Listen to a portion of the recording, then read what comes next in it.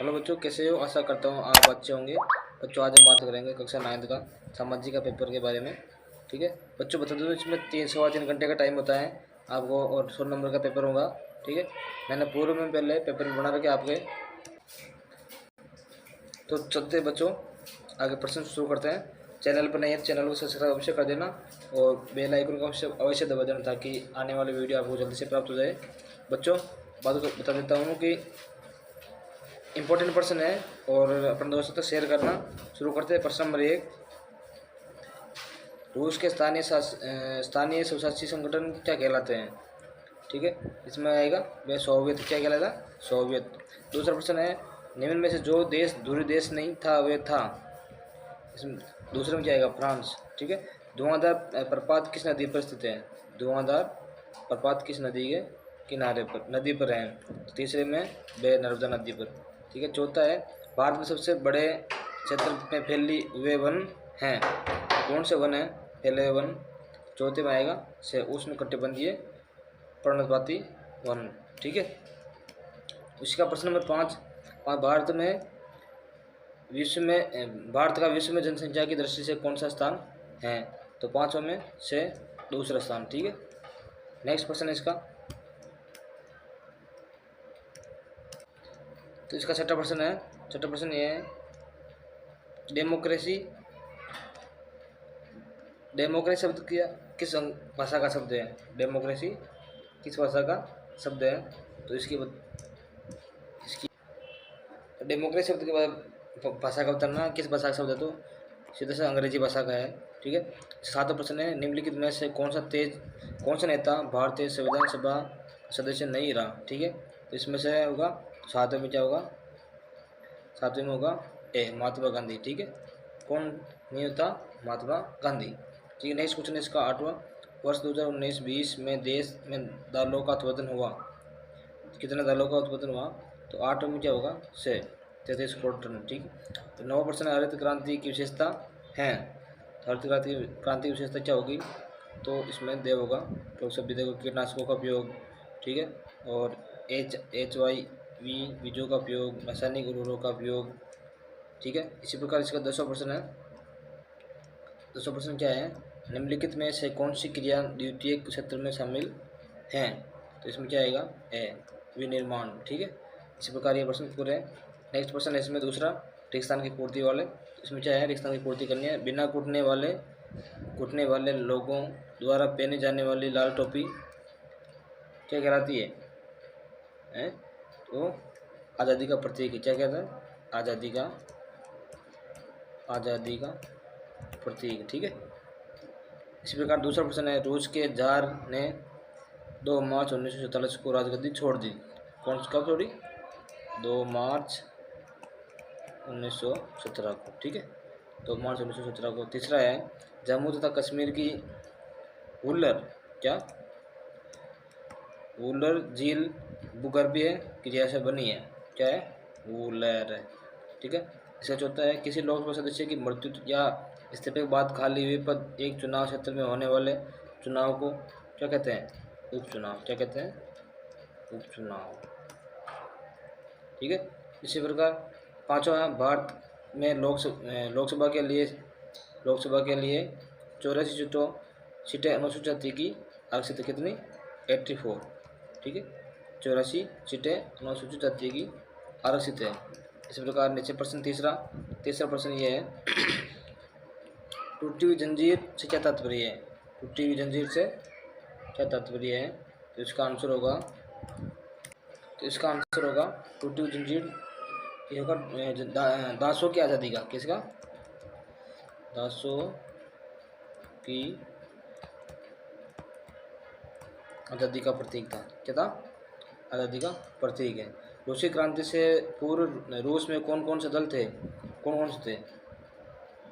Bolshevik. कौन से? पहला है बोल्शेविक, दूसरा है मेनशेविक, इसमें ठीक है, और तीसरा प्रश्न है यहूदियों के विरुद्ध नफरत फैलाने वाली सबसे कुख्यात फिल्म का नाम है? क्या है? अक्षय यहूदी। क्या नाम है? अक्षय यहूदी। ठीक है। इसको द एटर्नल जू भी आप इसको इस देश का उपनाम है, एटर्नल जू, हिंदी में अक्षय यहूदी कहते हैं। ठीक है। चौथा प्रश्न है भारत का पहला वन महानिदेशक कौन था? भारत का पहला, तो इसका होगा पहला वन महानिदेशक जर्मन विशेषज्ञ डाइट्रिच ब्रेडिस। क्या? ब्रेडिस, डाइट्रिच ब्रेडिस था। ठीक है। इसका नेक्स्ट प्रश्न है नीचे वाला, पांचवा प्रश्न ये है मानसून का अर्थ क्या है? मानसून का अर्थ है एक वर्ष के दौरान वायु की दिशा में ऋतु के अनुसार परिवर्तन से है। ठीक है। चौथा है ऊँट कहाँ पाए जाते हैं? ऊँट कहाँ? थार के रेगिस्तान में। क्या? थार के मरुस्थल में। ठीक है। इसका सातवां प्रश्न है किशोर किस आयु वर्ग के होते हैं? किशोर किस वर्ष का आयु होते हैं? 10 से 19 वर्ष के बच्चे किशोर आयु वर्ग के होते हैं। ठीक है। नेक्स्ट प्रश्न क्या कह रहा है? नेक्स्ट प्रश्न कह रहा है लोकतंत्र में निर्णय लेने की अंतिम शक्ति किसके पास होती है? जनता द्वारा जनता के निर्वाचन के लिए। ठीक है। इसमें आएगा जनता या जनता द्वारा निर्वाचित प्रतिनिधियों। ठीक है ना, प्रतिनिधियों के पास, जैसे सरपंच हुआ, एमएलए हुआ, ठीक है, इनके पास इनका शक्तियाँ होती है। ठीक है। जनता द्वारा निर्वाचित प्रतिनिधियों के द्वारा इसका अंतिम शक्ति, निर्णय लेने की शक्ति होती है। देखो इसका नेक्स्ट प्रश्न है, 9वां प्रश्न है संविधान सभा में किन्हीं 2 गैर कांग्रेसी सदस्यों के नाम बताइए। पहला है भीमराव रामजी अंबेडकर। ठीक है। भीमराव रामजी अंबेडकर। ठीक है। दूसरा है श्यामा प्रसाद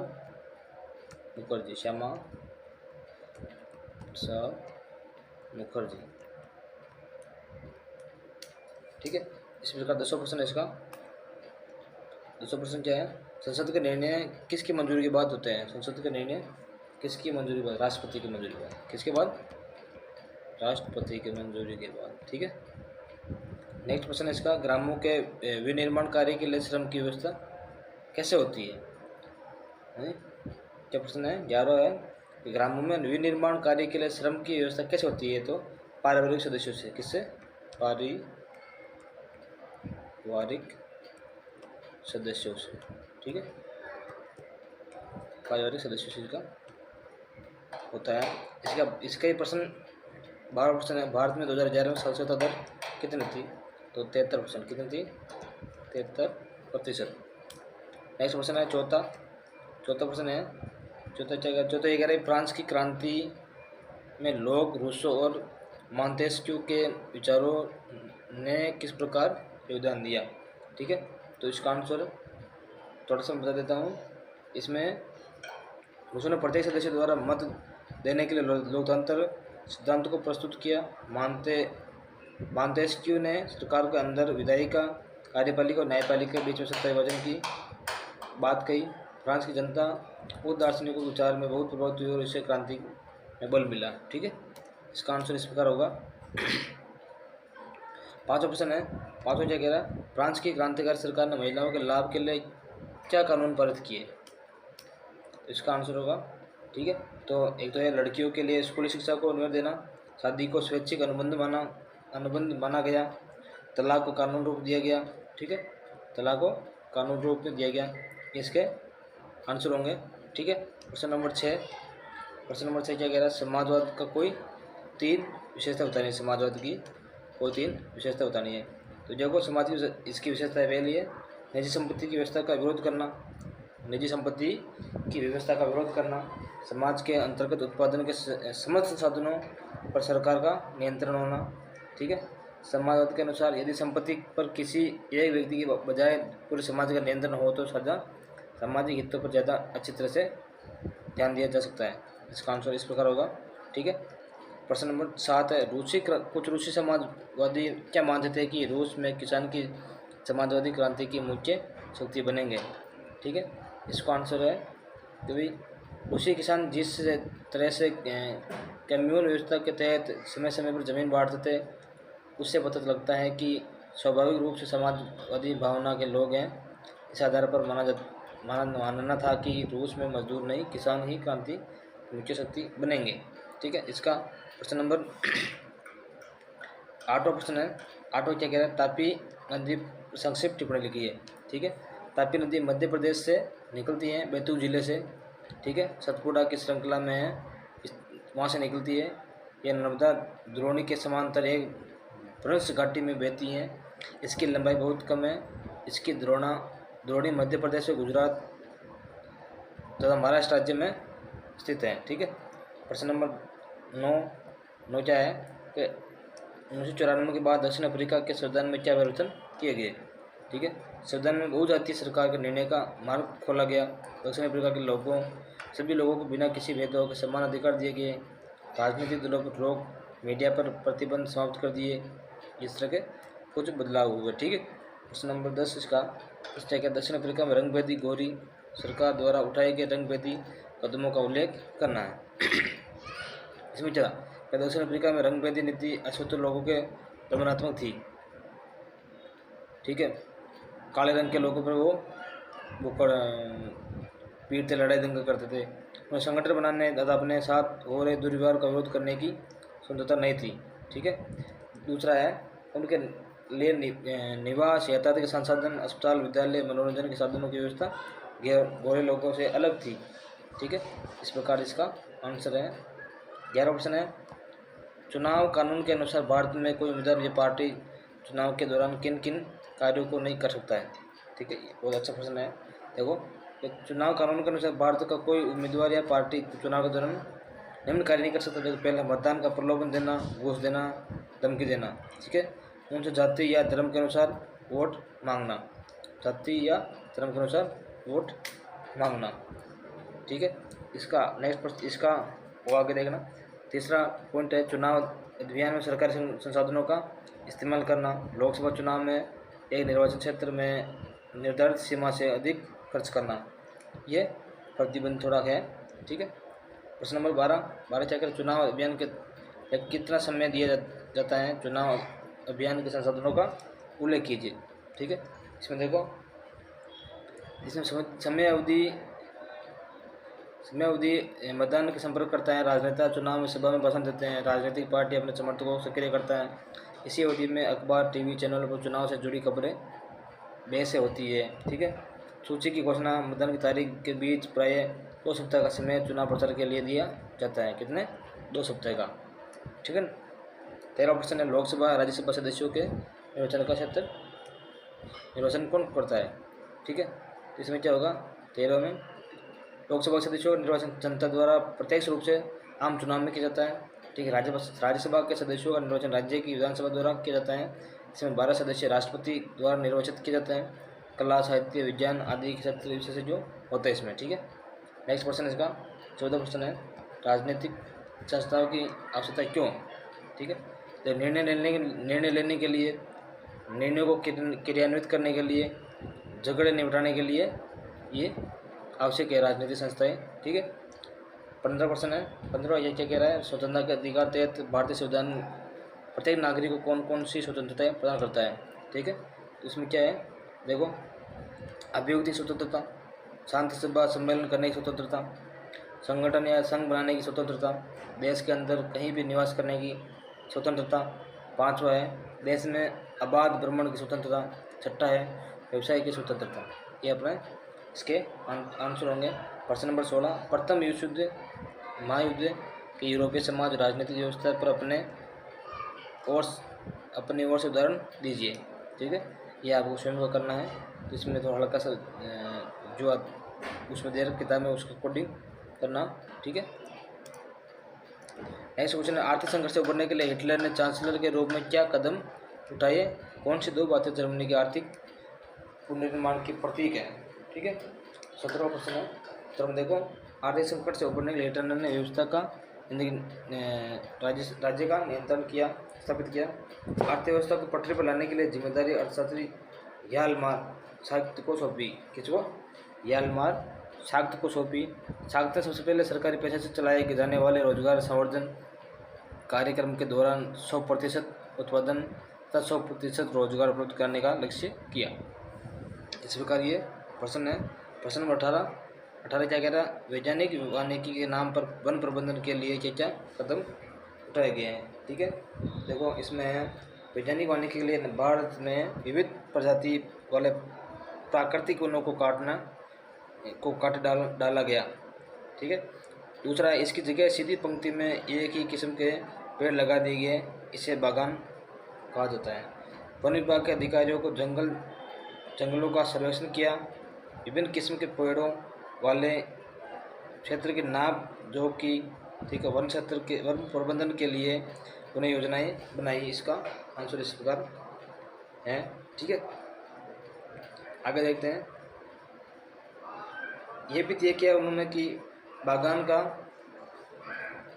कितना 70% काटा गया, कटाई के बाद खाली जमीन पर कितने पेड़ लगाए गए हैं। ठीक है, ये इसका आंसर होगा। प्रश्न नंबर 9, भारत के आकार पर संक्षिप्त टिप्पणी लिखी है। भारत के आकार पर संक्षिप्त टिप्पणी लिखनी है, तो इसका क्षेत्रफल वगैरह और वो कितने सीमाएँ हैं वो आपको लिखना है। इसका कुल क्षेत्रफल कितना है, ठीक है, सीमाएँ किस किस देश से लगी हुई है, वो उसके बारे में आपको इसमें लिख देना है।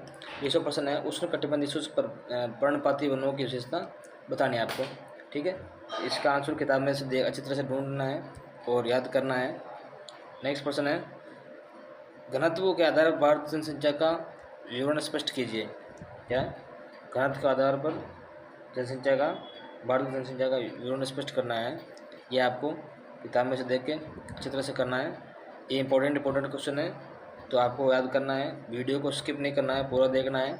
और चैनल पर नहीं है तो चैनल को सब्सक्राइब करना, लाइक करना, कमेंट करना, अपने दोस्तों से शेयर करना। 22वां प्रश्न है, 22वां लोकतंत्र का मूल्यांकन करने के लिए हमें किन बातों का ध्यान रखना चाहिए, किन 3 का उल्लेख करना है। देखो इसका आंसर मैं आपको बता देता हूँ। देखो पहला है, चुनाव से पूर्व की स्थिति तांत्रिक है या नहीं। दूसरा, निष्पक्ष, स्वतंत्र और नियमित चुनाव। तीसरा, अंतिम निर्णय जनता द्वारा निर्वाचित प्रतिनिधि ही लेते हो। ठीक है, ये प्रश्न इसका आंसर होगा। ठीक है, प्रश्न नंबर 23, अधिकार क्या है? स्वतंत्र लोकतंत्र में अधिकार की क्यों जरूरत पड़ी। ठीक है, अधिकार का मतलब क्या है, तो ये इसका आंसर मैं बता देता हूँ आपको। 23वां प्रश्न है, अधिकार लोगों के तार्किक दावे हैं, इनसे समाज में स्वीकृति और अदालतों द्वारा मान्यता मिलती है। ठीक है, इसका आंसर इस प्रकार है। देखिए, लोकतंत्र में अधिकार बहुसंख्यकों के दमन से अल्पसंख्यकों की रक्षा करता है। अधिकार बहुमत द्वारा अल्पमत पर प्रभुत्व कायम करने के कारण स्थितियों को बिगाड़ने पर एक तरह की गारंटी जैसा है। ठीक है, हर नागरिक को वोट देने, चुनाव लड़ने, प्रतिनिधि चुनने जाने के अधिकार का होना आवश्यक है। इसके साथ ही लोकतांत्रिक चुनाव हो या इसके लिए लोगों को भी अपने विचार व्यक्त करने का अधिकार है। राजनीतिक पार्टियां बनाने, राजनीतिक गतिविधियां को स्वतंत्र करने का अधिकार इसमें दे रखा है। ठीक है, प्रश्न नंबर 24 क्या है? भारत में शिक्षा के विकास हेतु सरकार द्वारा दिए गए प्रयासों को संक्षिप्त में स्पष्ट कीजिए। ठीक है, तो इसका आंसर आप किताब में से देख के अच्छी तरह से करना है, क्योंकि मैं बताऊंगा तो वीडियो थोड़ा लंबा हो जाएगा। तो इंपॉर्टेंट क्वेश्चन है, याद करना। भारत अंतर्राज्यीय निर्धनता विभिन्नता के कारण। ठीक है, प्रश्न नंबर 25 है, तो अंतर्राज्यीय निर्धनता उसके कारण क्या है? देखो हल्का हल्का पॉइंट मैं बता देता हूँ। राज्य में कृषि वृद्धि दर में अंतर होना। ठीक है, मानव संसाधन विकास पर कम और अधिक ध्यान देना, भूमि सुधार उपायों को लागू करने में अंतर का होना, अनाज के सर्वाधिक विवरण में अंतर होना, अन्य कारण जनसंख्या घनत्व भी है, ऐसा मानता है। ठीक है, बहुत सारे पॉइंट हो सकते हैं इसमें, मोटे मोटे पॉइंट मैंने आपको बता दिए हैं। प्रश्न नंबर 26 है, भारत में देता हूँ कि अंतर्राज्य ऐसे मान्यताओं का विवरण। ठीक है, इसका अंतर आपको किताब में से देख के करना है अच्छी तरह से। इसी प्रकार 27वां प्रश्न है, भारत में पहाड़ी चरवाहा समुदाय में के पहाड़ों में आवागमन का वर्णन करना है। ठीक है, चरवाहों ने बदलते नियमों का सामना किस प्रकार किया, इसका आंसर आपको किताब में से अच्छी तरह से करना है। ठीक है, और नेक्स्ट प्रश्न है, नेक्स्ट ये है, 28वां प्रश्न है, भारत की जलवायु को प्रभावित करने वाली कारकों में से किस एक कारक को परिभाषित करना आपको, ठीक है। अथवा में उत्तर भारत में पश्चिम की ओर से वर्षा की मात्रा क्यों घटती जाती है, मानसून में आने वाले विराम मानसूनी गर्त की गति से किस प्रकार संबंधित है, इसका आंसर आपको याद करना है। 29वां प्रश्न है, ठीक है। 29वां प्रश्न है, क्या आप मानते हैं कि हरित क्रांति भारत को खाद्यान्न में आत्मनिर्भर बना देती है। इस प्रकार ये प्रश्न दे रखे हैं, आपको अच्छी तरह याद करना है, टिप्पणियाँ भी करनी है। और अब ठीक है, देखो थार का मरुस्थल अपने राजस्थान में है, ठीक है। थार का मरुस्थल राजस्थान में है, यमुना और गंगा यमुना दोब इधर है, लक्षद्वीप यहाँ पर है नीचे, पश्चिमी घाट इधर है, कोरोमंडल तट इधर है। इस प्रकार आंसर